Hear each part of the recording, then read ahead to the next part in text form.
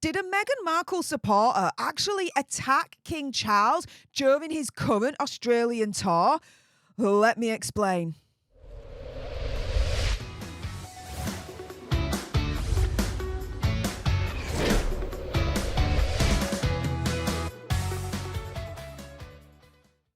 Hey up everyone, it's me, Stef The Alter Nerd, your nerdy alternative, and welcome to the Dose of the Daily Nerd, where I break down the royal news and gossip of the day that's pretty much caught me eye. And oh my goodness, yeah, let's jump into this one, shall we? Because did a Meghan Markle supporter attack King Charles during his current Australian tour? Well, in my opinion, conspiracy theory, whatever, oh hell yes. Lydia Thorp and Megsy at this point, I would not be surprised if they were besties. Best friends, and they had each other on speed dial at this stage. Now, who is Lydia Thorp? Now, she's an Indigenous senator in Australia, and she yelled at King Charles after he finished his speech at the Australian Parliament. And so, thanks to @PopBase here, they shared the clip of this. And if you haven't seen it, it has gone viral. But for those that haven't seen it, this is shocking. You committed genocide against our people. Give us our land back. Give us what you stole from us. Our bones, our skulls, our babies, our people. You destroyed our land. Give us a treaty. We want a treaty in this country. You are a genocider. This is not your land. This is not your land. You are not my kids. You are not our kids.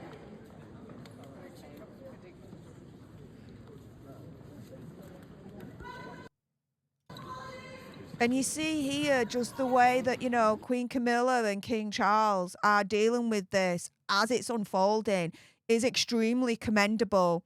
And, they're just showing a lot of patience, a lot of grace, and a lot of class, as you would expect from their majesties, King Charles and Queen Camilla.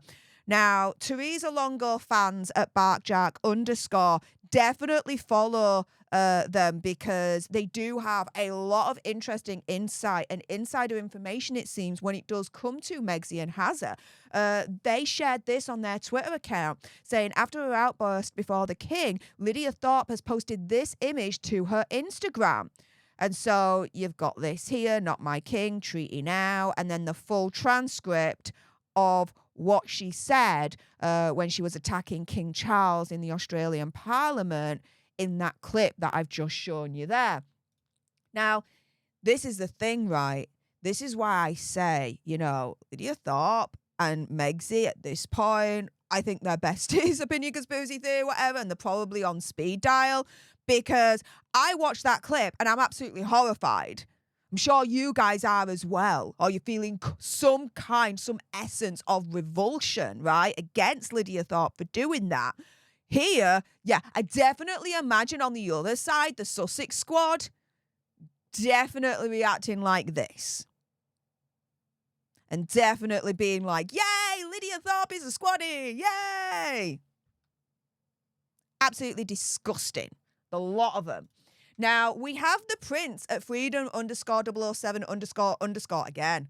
Follow this Twitter account as well. Absolutely great with their takes. Turning around and saying, her father is English. Getting rid of the monarchy in Australia wouldn't change a thing in reality. King Charles is just a figurehead. Australia is a fully fledged independent nation and has been since 1901. Keep him or don't, it won't make an iota of difference to daily lives. Exactly. What's she shouting about? He's just there as a figurehead for Australia, as a ceremonial kind of symbolic figurehead. Doesn't have any actual power over Australia or anything like that. As the Prince is explaining here, Australia's already a fully fledged independent nation. Australia already owns their own land and crops with no interference from King Charles. He has no royal jurisdiction in that regard. As the Prince is saying here, he's just a figurehead and that's it. we then have, again, the Prince sharing this nice little clip here from Lydia Thorp's father, Roy Illingworth, and he calls her out. So let's quickly watch this. The way I see it, the way she is and the way she's changed over the years is that I think she's a very racist person against white people.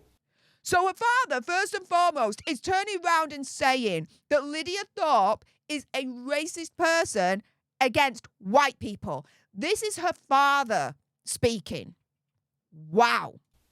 And she doesn't acknowledge any of her white side. Doesn't acknowledge any of her heritage for being white. So, yeah, I'm a bit disappointed in her, the way she's been carrying on lately. Because after all, she has got English background as well as Irish. So she has English and Irish heritage. Yeah, the Prince, I definitely agree. She's a fraud. And shouted at King Charles, who has cancer, when she has European heritage, European blood in her. Who is she in the end to attack King Charles like that? We have Marty Fields here turning around and saying, who told Lydia Thorp she could speak for us? Who told her it was okay to scream at the king? I don't care if you're black, white, royalist or Republican. Have some bloody respect. As the monarch, he has earned it. What a disgrace. Totally agree.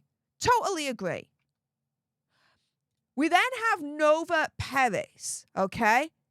Saying today's outburst by Senator Lydia Thorp does not reflect all of Aboriginal Australia. As a former senator and the first Aboriginal woman in the Australian Parliament, I'm deeply disappointed by the actions of independent Senator Lydia Thorp during King Charles III's visit to Parliament House.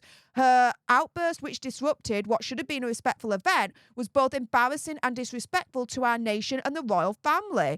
In 2022, Senator Thorp herself affirmed allegiance to the Crown during her swearing-in ceremony as required by Section 42 of the Australian Constitution, adding, I do solemnly and sincerely affirm and declare that I will be faithful and bear true allegiance to Her Majesty Queen Elizabeth II, her heirs and successors according to law. This is a reminder that regardless of personal beliefs, respecting our nation's constitutional framework is essentially, especially as an elected representative. So this is the thing. She literally affirmed her allegiance to the Crown, Lydia Thorp, when she entered Parliament as a senator. For her to do that outburst, she has gone back against that allegiance. So is there some kind of mechanism within the Australian political framework to kick her out? Because quite frankly, there is no allegiance. She's gone back on that. Just asking for a friend there. I mean, this is a good question. If Senator Thorp was not on board with this, she should not have accepted a position and made her affirmation in the first place. For over 2 decades, I've supported the principle that Australia should one day become a republic. Senator Thorp's actions do not reflect the manners or approach to reconciliation of Aboriginal Australians at large. They reflect only her, and it's important to clarify that the vast majority of us would not engage in this unconstructive confrontational way. Well, I could get my teeth back in. I'd like to extend my sincere apologies to King Charles III and Queen Camilla on behalf of all those who value mutual respect and the dignity of our nation. Lydia Thorp's actions today do not reflect all of our people's views or values. I hope King Charles and Queen Camilla will continue to visit and engage with communities across Australia where they are welcomed with respect and dignity. I mean, she says a lot more and I'm just picking out, the bits that's standing out to me. But yeah, I totally agree with Nova Paris right here. We have another senator, Senator Babet, turning around and saying, I condemn in the strongest possible terms the actions of Senator Lydia Thorp today, where she hurled verbal abuse at our king. To show such utter disrespect to King Charles, who has travelled to Australia despite ongoing cancer treatment, is disgusting. She's not only disgraced herself and the Australian Parliament, but every Australian man, woman and child. Senator Thorp demanded an apology from King Charles. I'd say it's King Charles and the Australian people that should be demanding an apology from Senator Thorp. Clicks for that. Snaps for that. Yes, yes, yes, yes, yes. And let me leave you with here what the Vintage Read show has said. And if you're not subscribed to the Vintage Read on YouTube, get it done now. Such a wonderful person and does very, very great, amazing, informative videos, right?